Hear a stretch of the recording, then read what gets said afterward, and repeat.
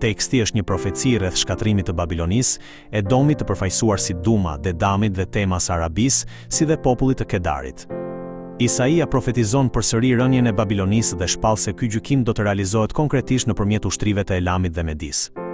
Për të treguar se sa i ashpër do të jetë gjykimi i Perëndis mbi Babiloninë, Isaia shpreh se edhe vetë ai përjeton një dhimbje të jashtëzakonshme, të ngjashme me dhimbjet e një gruaje në lindje. Në këtë mënyrë, Isaia vazhdimisht i nxit bijtë e Judës të mos mbështeten te fuqitë e mëdha që kanë përpara syve, por të mbështeten te Perëndia. Ai i thret ata t'i besojnë Perëndis, i cili drejton ngritjen dhe rënien e kombeve dhe i sundon të gjitha kombet sipas vullnetit të tij. Në këtë situatë, Perëndia e urdhëron Isain të vendosë një roje. Roja vështron rënien e Babilonisë dhe e shpall atë.